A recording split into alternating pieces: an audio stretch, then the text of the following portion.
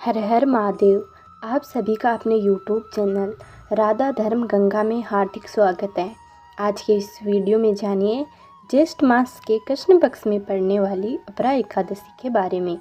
एकादशी का व्रत कब रखा जाएगा, कब और किस शुभ मुहूर्त में व्रत खोला जाएगा, इस दिन क्या खाना चाहिए और क्या नहीं, एकादशी के व्रत के नियम और महत्व के बारे में। एकादशी के दिन जो भी भक्त उपवास रखता है उन्हें एक दिन पहले दसवीं तिथि के नियमों का पालन करना होता है।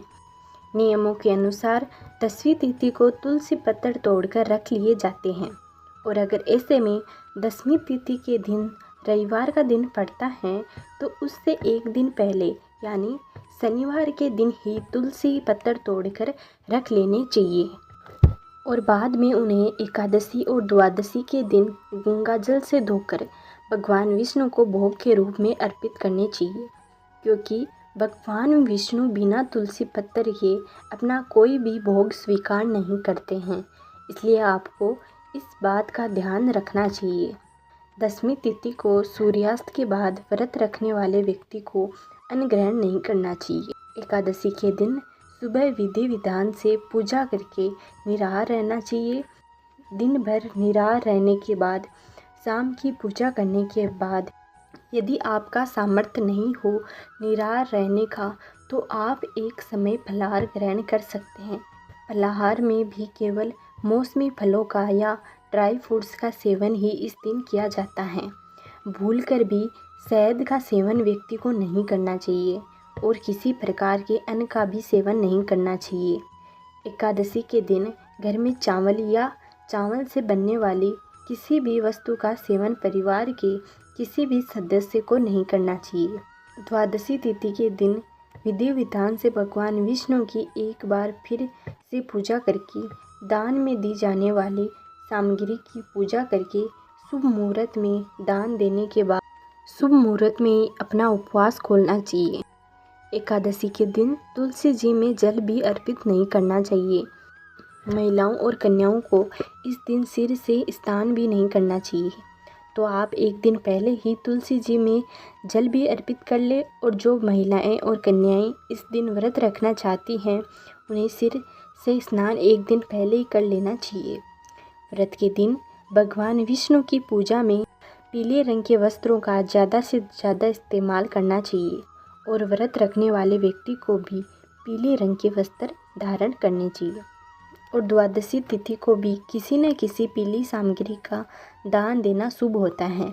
जैसे आप हल्दी का या पीले वस्त्रों का या फिर पीले फलों में केले के फलों का दान इस दिन कर सकते हैं।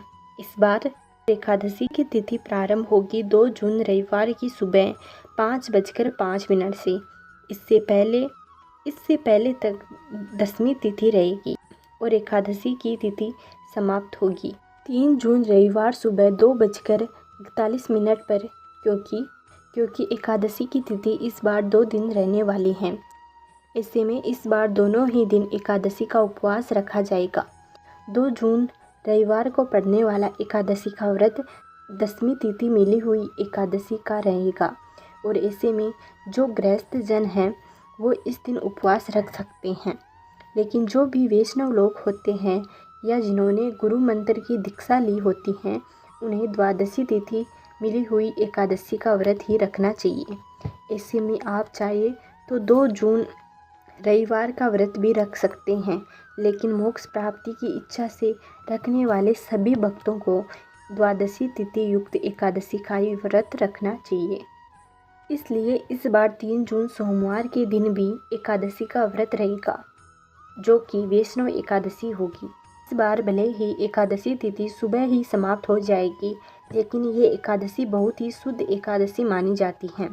व्रत रखते समय आपको इस बात का भी ध्यान देना चाहिए कि अगले दिन द्वादशी तिथि पर सुबह के समय हरिवासर न हो। यदि सुबह के समय हरिवासर होता है तो उस समय व्रत नहीं खोलना चाहिए। हमेशा हरिवासर समय समाप्त होने के बाद ही व्रत खोलना चाहिए। ऐसे में अगर आप 2 जून रविवार को एकादशी का व्रत रख रहे हैं तो आपको 3 जून को थोड़ा देर से व्रत का पारण करना होगा। एकादशी तिथि प्रारंभ होगी 3 जून सोमवार की सुबह 2:42 से और इसी के साथ हरिवासर का समय भी शुरू हो जाएगा। शुरुआत के 5 से 6 घंटे का समय हरिवासर का रहता है और द्वादशी तिथि समाप्त होगी 4 जून मंगलवार को, यानी 3 जून सोमवार की मध्य रात्रि 12:18 पर। हरिवासर का जो समय रहेगा वह 3 जून सोमवार की सुबह 8:30 पर समाप्त होगा। हरिवासर का जो समय है वह 3 जून सोमवार की सुबह 8:30 पर समाप्त होगा। इससे पहले तक आप उपवास नहीं खोल सकते क्योंकि हरिवासर रहेगा। ऐसे में जिन्होंने भी 2 जून को द्वादशी का उपवास रखा है उन्हें 3 जून सोमवार को सुबह 8:35 से 9:55 के बीच में एकादशी का उपवास खोलना चाहिए। यदि आप किसी कारण से सुबह के समय उपवास न खोल पाए तो आप दोपहर 1 से 3 बजे के बीच में अपना उपवास खोल सकते हैं। और जिन्होंने भी 3 जून सोमवार को वैष्णव अपरा एकादशी का उपवास रखा है वे 4 जून मंगलवार की सुबह 5:44 से 6:25 के बीच में अपना उपवास खोलेंगे। इस समय आपको अपने व्रत का पारण करना होगा। आप हमेशा पारण मुहूर्त से पहले ही भगवान की पूजा कर ले, भगवान को भोग लगा ले और जब पारण मुहूर्त हो उस समय आप विधि विधान से, यदि आपकी सामर्थ्य हो तो किसी ब्राह्मण देवता को या किसी पुजारी को या किसी वैष्णव को अपने घर पर आमंत्रित करके भोग प्रसाद दे। उसके बाद तुलसी पत्र और जल से अपना उपवास खोल सकते हैं। धार्मिक मान्यताओं के अनुसार अपरा एकादशी का व्रत रखने से आर्थिक समस्याओं से छुटकारा मिल जाता है। इस पावन दिन व्रत रखने से सभी तरह के पापों से मुक्ति मिल जाती है। धार्मिक कथाओं के अनुसार पांडवों ने भी अपरा एकादशी का व्रत किया था। इस व्रत को करने से व्यक्ति की सभी मनोकामनाएं पूर्ण हो जाती हैं।